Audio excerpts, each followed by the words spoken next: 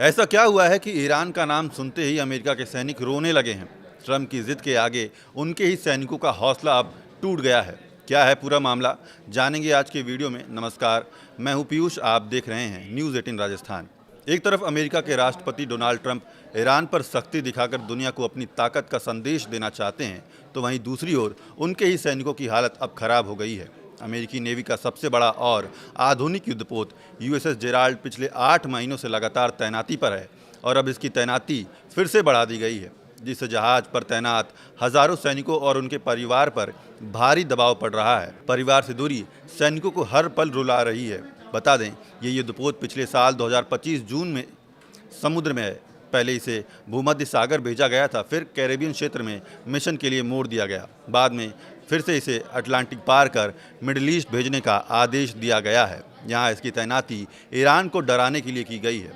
Washington post के मुताबिक सामान्य तौर पर शांति काल में किसी एयरक्राफ्ट कैरियर की तैनाती करीब 6 महीने की होती है, लेकिन फोर्ड के सैनिक पहले से ही 8 महीने घर से दूर रह चुके हैं और अब इसकी अवधि 11 महीने तक पहुंच सकती है। ये अमेरिकी नौसेना के इतिहास में सबसे लंबी लगातार तैनाती का रिकॉर्ड तोड़ सकता है। रिपोर्ट के मुताबिक जहाज़ पर तैनात कई जवानों ने बताया कि वो मानसिक और भावनात्मक दबाव में हैं। एक महिला सैनिक ने कहा कि वो अपनी छोटी बच्ची से लगभग 1 साल से दूर है और अब नौसेना छोड़ने पर विचार कर रही है। एक अन्य सैनिक अपने परदादा की मौत के समय घर भी नहीं जा सका।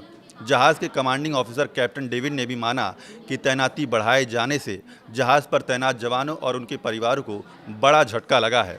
उन्होंने एक पत्र में लिखा कि वो खुद भी उम्मीद कर रहे थे कि वो जल्द घर लौटेंगे, लेकिन उन्होंने ये भी कहा कि जब देश बुलाता है तो हमें जवाब देना होता है। करीब 5000 जवान इस जहाज़ पर तैनात हैं, जिनमें कई 20 से 25 साल के बीच के युवा हैं, जो पहली बार इतने लंबे समय तक घर से दूर रह चुके हैं। जहाज़ की गतिविधियों को गोपनीय रखा जाता है, इसलिए परिवारों से संपर्क भी नियमित हो जाता है। कभी कभी 2 से 3 हफ्ते तक कोई जवाब भी नहीं दे पाता है अपने परिवार वालों को। लंबी तैनाती का असर अब जहाज़ पर भी दिख रहा है। रिपोर्ट के मुताबिक जहाज़ के सीवेज सिस्टम में दिक्कतें आई हैं और कई टॉयलेट काम नहीं कर रहे थे, जिसकी वजह से सैनिकों को इंतज़ार करना पड़ता है। पूरे जहाज़ पर 650 टॉयलेट हैं, जो वैक्यूम टेक्नोलॉजी से चलते हैं। हालांकि नौसेना का कहना है कि समस्या नियंत्रण में है और मिशन पर इसका कोई असर नहीं पड़ रहा है।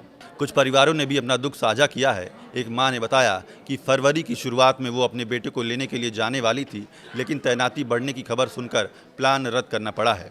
ट्रंप प्रशासन के लिए ये एक बड़ी मुश्किल है। एक तरफ वो ईरान पर दबाव बनाकर अपनी सैन्य ताकत दिखाना चाहता है, तो दूसरी तरफ लंबी तैनाती से सैनिकों का मनोबल और परिवार का धैर्य टूटने लगा है। इस वीडियो में फिलहाल इतना ही। देखते रहिए न्यूज़ 18 राजस्थान।